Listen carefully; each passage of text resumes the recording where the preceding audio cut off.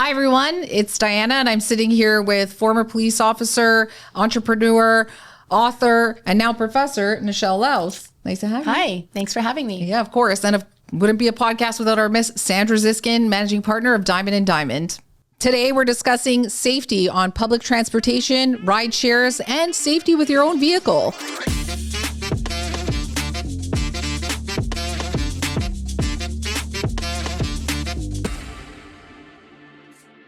Nichelle, something very important to people who retain Diamond and Diamond for sure, and just general public. I really want to talk about the public transportation. So we're talking TTC buses or transit buses, Yes. transit subways, ride shares, all of that stuff.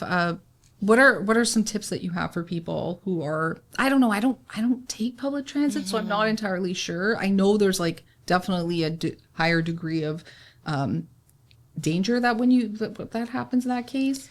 Definitely. There's, public transit in general. I mean, just even over the last, even couple of years, just all the incidents that we hear. You turn on the radio, there's always someone assaulting somebody or throwing acid in someone's face. Like, what? I know. You know, that's just ridiculous. Panic attack that I Well, and you know, I even considered taking public transit like here today. And the first thing goes in my head, okay, I got to get all my things in order. And like, you hate to do that, but you have to. And I think the number one key is obviously planning your route, letting, someone know that you're going and how you're going, how are you getting there? Because, different transit. Are you going to take the bus? Are you going to take the Because some people will bus the subway to... Yeah, to Uber, to walking, to, streetcars. And in every situation, you have...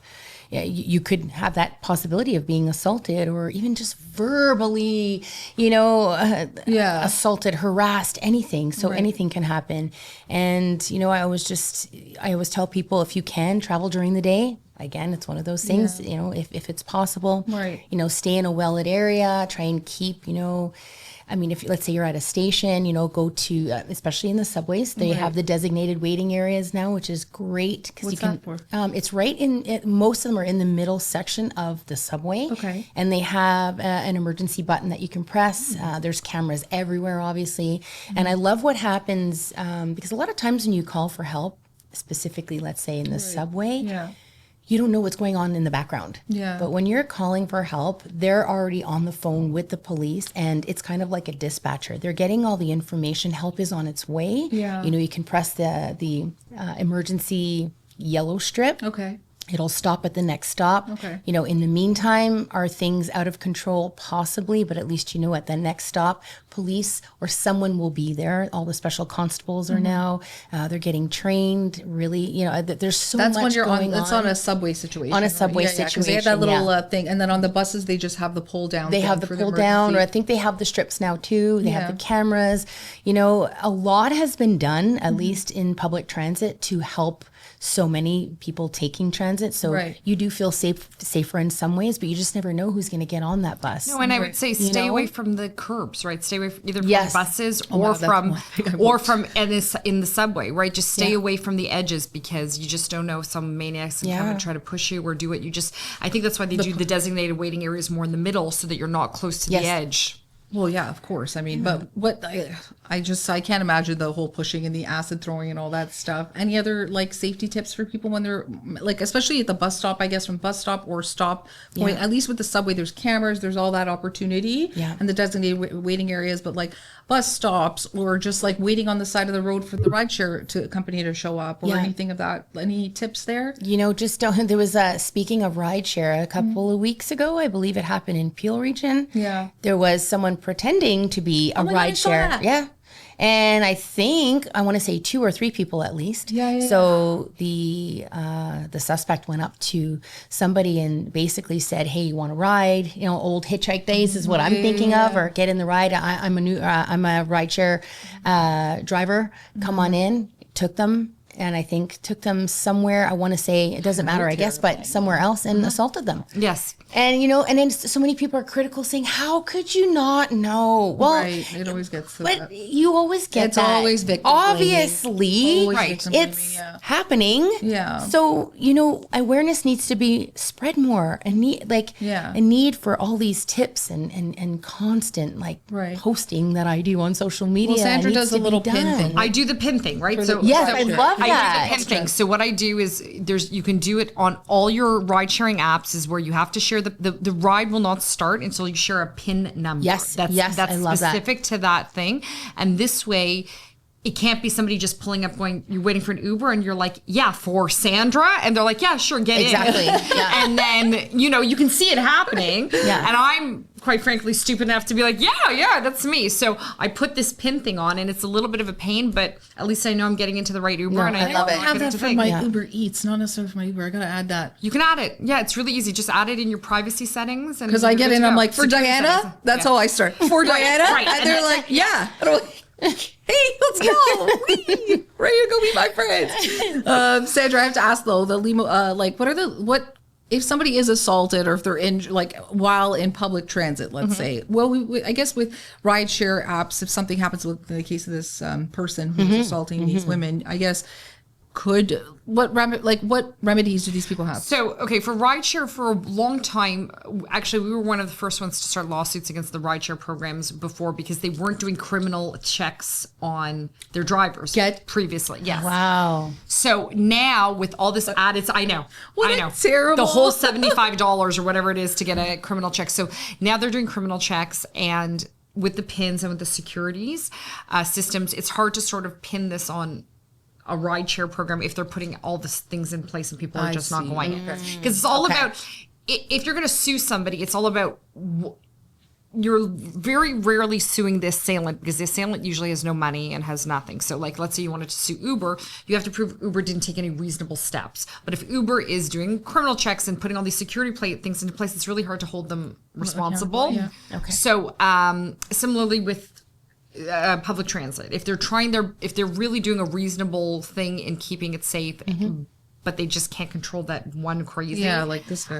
There's really not much you can do. They would have to prove a real breach in security, and it would be very difficult. It's not an easy thing to do. What about a public transportation company? Same with the public transportation companies. As long as they're they have the emergency buttons, they have ways for people to do it. Really? Yeah, it would be really hard to do it, because they have to take reasonable steps, and reasonable steps is not crazy reasonable. It's reasonable compared to what other cities around the world are doing, right? So just because the public transportation company has the emergency push button, that's the extent of what they can do to correct. But think about safety? it this way, and I know it's a very bad analogy, but think about it like an analogous situation.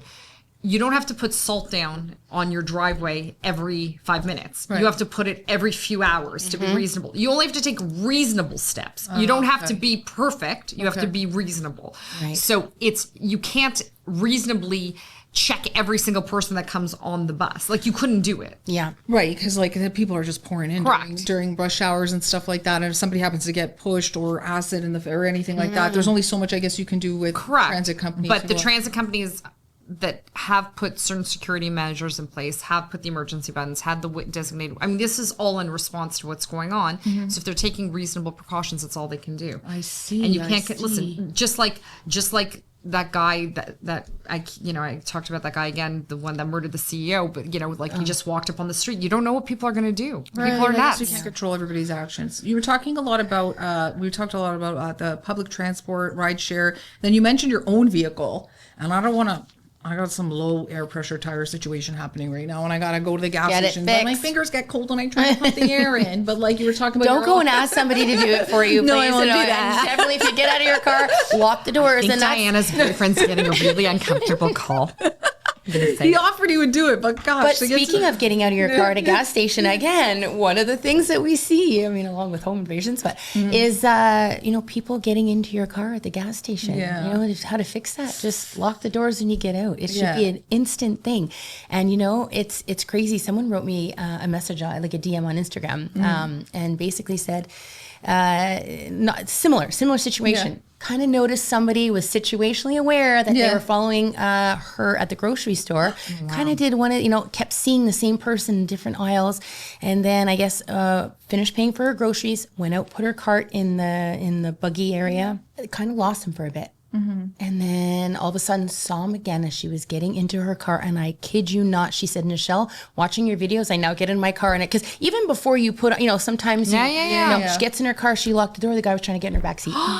Was pulling, and then she just freaked out, started the car, was seeing, but yes, lock the doors, lock them when you're getting gas, because why not? You don't never know who's going to come, and open up your passenger door. You're going to get upset at me. I literally leave my door open. I'll run to the other side, put my gas in, because my gas thing is on the other side. It's not with my door, so I leave it open and then I run around. Well, what's good is that you run at the speed of light, so nobody could get in. Rip around. Nobody could get in that instant second, right? If they were in my car, I'd probably scream. You'll change. You'll change. Now I will. I didn't know that people were doing that. And I get it. It's not to scare you, but it happens, and whether it's even to get your car or even get the things in your car. Because sometimes, what do we all do? Put our purse on our passenger side. Yeah. Easy to either smash the window or open up the door. If it is open, just grab your purse. And a lot of, especially around Christmas time, it's a perfect opportunity. I realize that now about myself. I need to make changes. Filling up a lot of I gotta make changes. I thought you were, I think you more or less with the vehicle safety. Aside from that, there was things about your own vehicle, like making sure that if you're going to go on a road trip with friends, to make sure X, Y. I did that once going to Montreal. Tires, bald. Yikes. Yeah. I went to the mechanic. I'm like, I think I need new tires in this car. Do you know in Quebec, I want to say, do you know, and I want to be sure now because I'm from there, but the rules have changed in a couple of years. Yeah.